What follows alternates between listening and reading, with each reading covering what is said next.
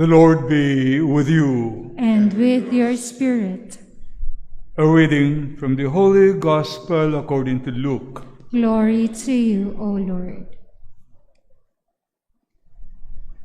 Someone in the crowd said to Jesus, "Teacher, tell my brother to give me my share of our inheritance." He replied, "Friend, who has set me up as your judge or arbiter?" Then he said to the crowd, "Avoid greed in all its forms. A man may be wealthy, but his possession do not guarantee him life." He told them a parable in these words. There was a rich man who had a good harvest. "What shall I do?" he asked himself. "I have no place to store my harvest." "I know," he said. "I will pull down my grain bins and build larger ones. All my grain and my goods will go there. Then I will say to myself, you have blessings in reserve for years to come. Relax, eat heartily, drink well, enjoy yourself."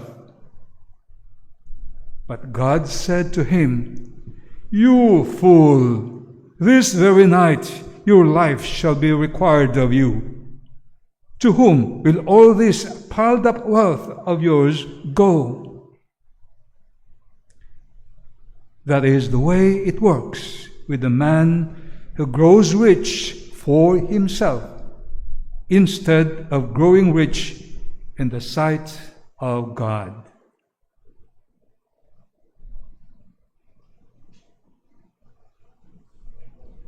The Gospel of the Lord. Praise to you, Lord Jesus Christ.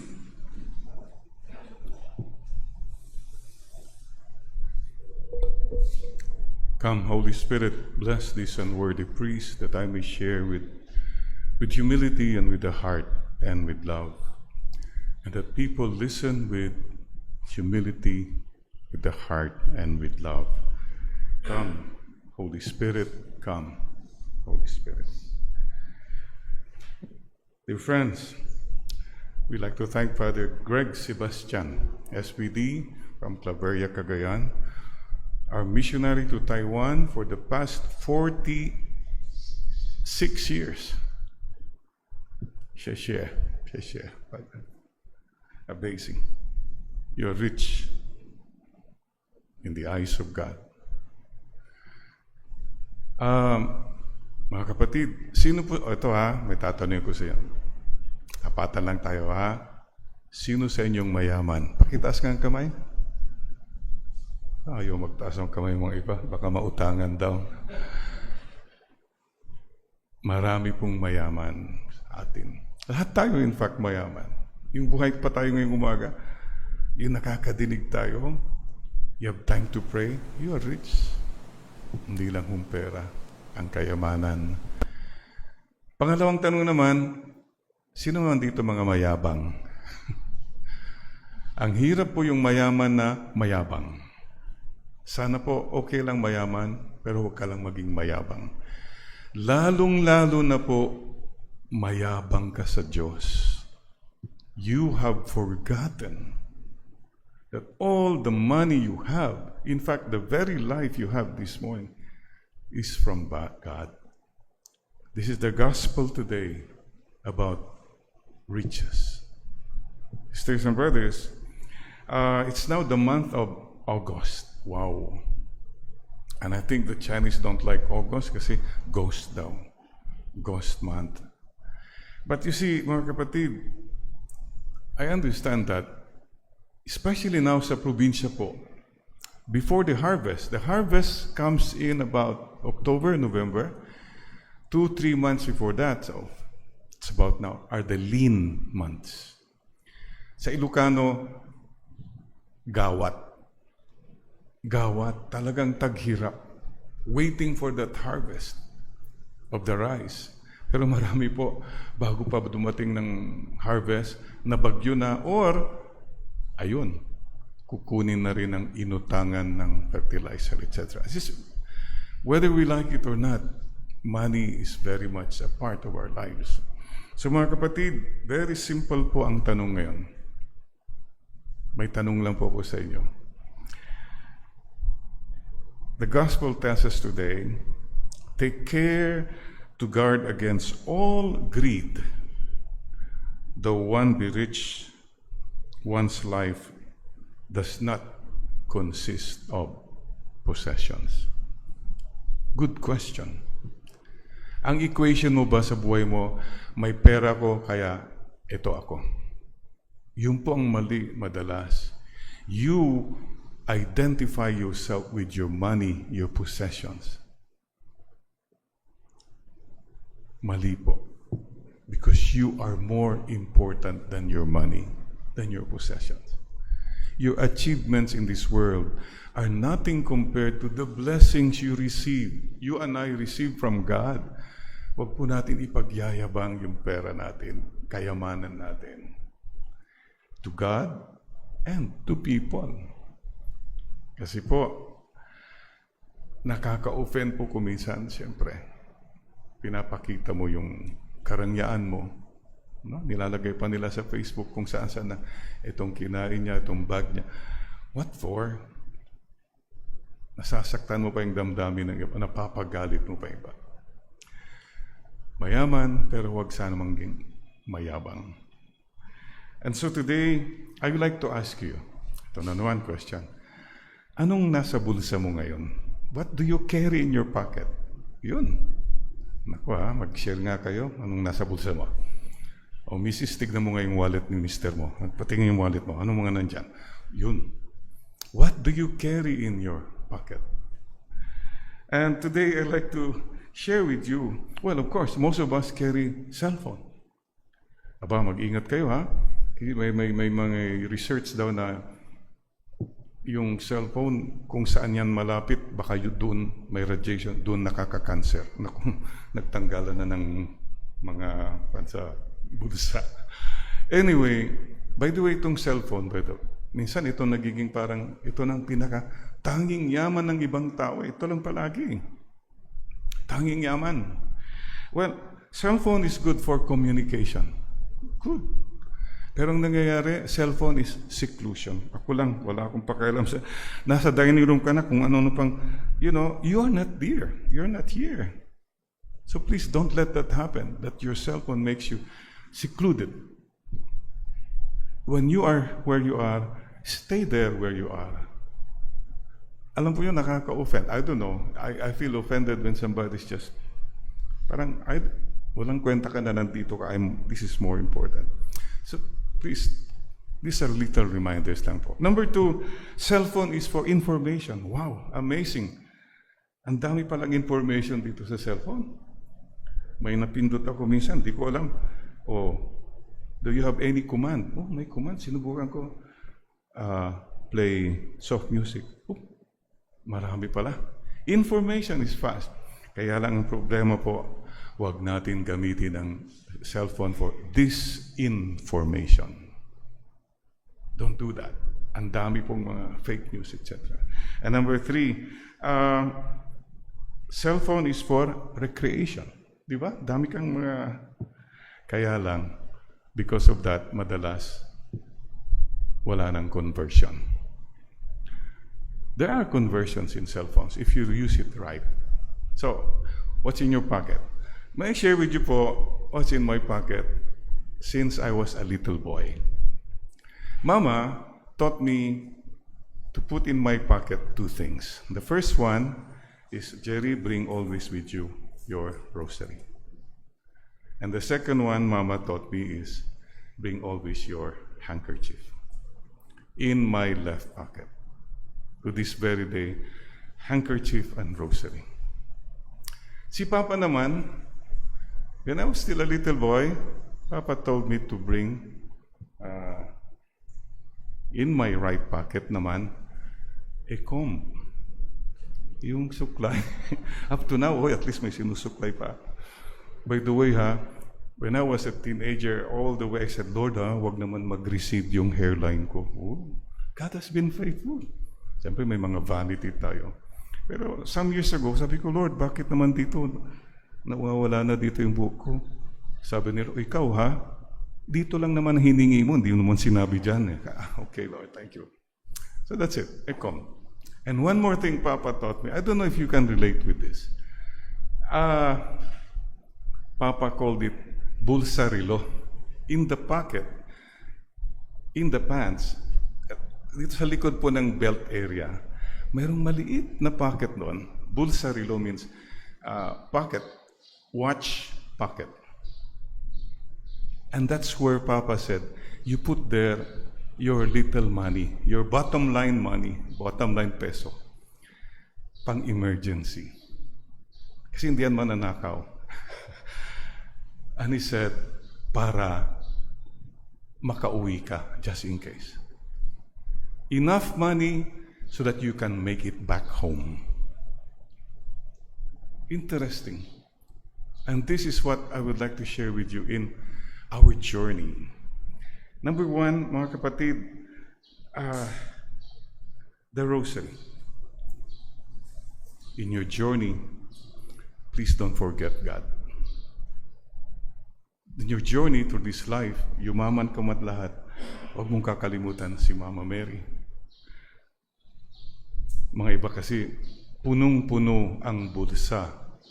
Pero, sa puso naman, ang Diyos ay wala. What does it profit you and me? We gain the whole world. We lose our soul. We don't have God. So this is the first thing. And please, prayer reminds us that all we have is from God. Galing kay Lord lahat eh. Prayer. There is a song years ago that said, always keep a little prayer in your pocket, and you're sure to see the light. Soon there'll be joy and happiness, and your wee little world will be brighter. A little prayer in your pocket, in your journey. Number two, paalala ni Mama, carry always a handkerchief. Okay, handkerchief, very useful, no? Pinapawisan, sipon, nahihiya ka, yan, handkerchief. What does the handkerchief remind us? Humility. Napakasimple po ng handkerchief, hindi kita ng mga tao pero ang daming nagagawa. Pero simple lang. Hindi kagaya ng kurbata na pang-dekorasyon lang. Panay forma ka eh. Handkerchief reminds us to be humble and to serve. Kasi kadalasan yung handkerchief natin, pwede natin sana pangpunas din ng pawis ng ibang tao. People are toiling, people are working hard. Give them some comfort. People are crying. Have time para makatulong ka sa kalungkutan, sadness of people. Remove their tears. The lowly handkerchief. Humility and service. Okay. The comb. Simple reminder for all of us to be neat, to be clean. Not only externally, not only physically, but to be neat, to live a neat and a clean life. Righteousness. Na ayusin natin yung mga magulo. Mga kapatid, sana ikaw ay maging suklay, hindi sablay. This is the reminder. As far as possible, be orderly, be righteous, do what is right. And the last one, the bulsarilo, the pocket, watch pocket. And that, it's the smallest of the pockets. So what you do is you fold whatever money, yung napakaliit, isiksik mo doon, and that's enough. Reminder, you cannot carry so much money in this world. Baka, as Papa said, para makauwi ka sa bahay. If you have so much money, the danger is you may not be able to come back home to your Father in heaven. Sa dami ng pera mo, baka nawala mo ang kaluluwa mo.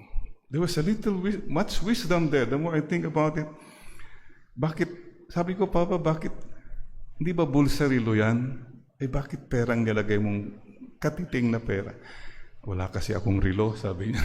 Pero at least mayroong 10 pesos, 5 pesos. Okay na yan. Yung makakauwi ka, nawala ka, makarating ka pa rin sa bahay. For example, punta ka sa plaza, lalo na pag fiesta.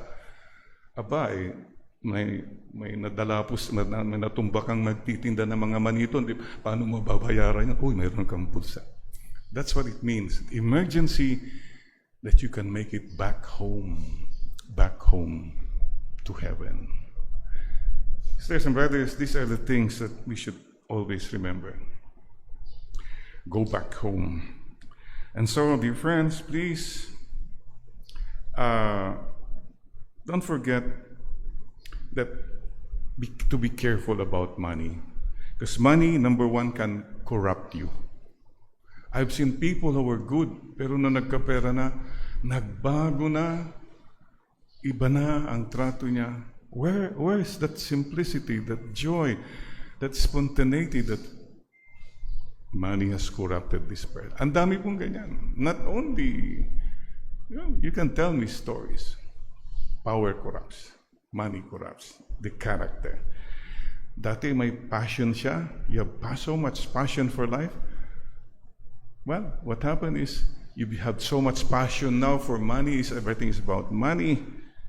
And what problem is, many people, because of your passion for money, you lose your compassion for people.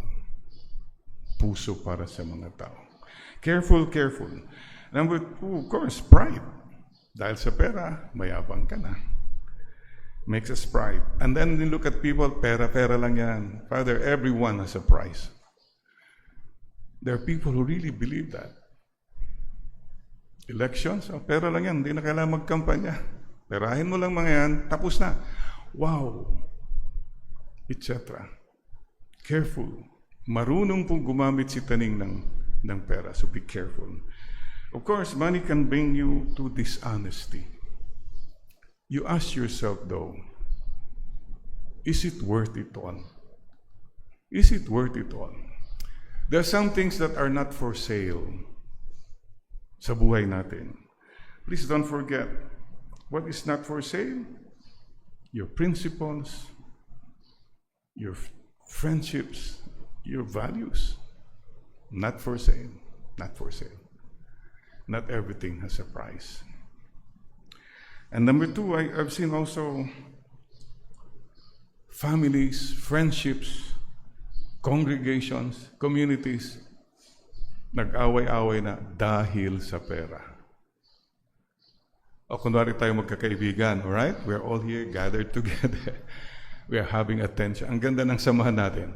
Kung biglang may bumagsak na 1 million pesos dyan, tulakan na, kuhanan na. Ganun ang nangyayari po. What is sad po?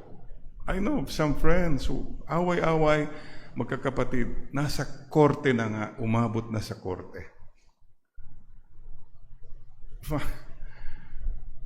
Do you think that will be solved within their lifetime? I don't know. But sa akin ito po, dahil sa pag-aaway niyo magkakapatid, you know who suffers? Your children. Yung mga magpipinsan, away na rin sila. So you have passed on the garbage to them. What are you leaving behind to them? Instead, mayroon sila mga pinsan, mga pamangkin na mahal nila, kaaway na sila. You have left behind enemies just because money. Think about it. They will inherit the cross. And two things too. Pagdating daw natin sa langit, itong pinakamalaking problema. You go through customs. Number 1 is when you face God, the first thing you have to explain is unexplained wealth. How did you get this wealth? Did you work for it? Honestly? How come did you have so much? And number 2, let's call it unshared wealth. Ang dami kang pera na hindi nabahagi. Wow! Many daw sa customs, halos sabihin, naku, wag na lang Lord. Sorry, nena, yan ang ginawa mo ng buong buhay mo eh. You'll have big regrets. Sana po we don't have regrets that we loved too little, too late. Sana. Sana all. So, you see, what happens to this sa gospel? This rich man, it was all about himself. I will build a barn. I am having a nice time. I know what to do. I. And what did God say? You fool. This very night, your life shall be required of you. To whom will all this piled up wealth of yours go? Saan pupunta lahat ang mga yan?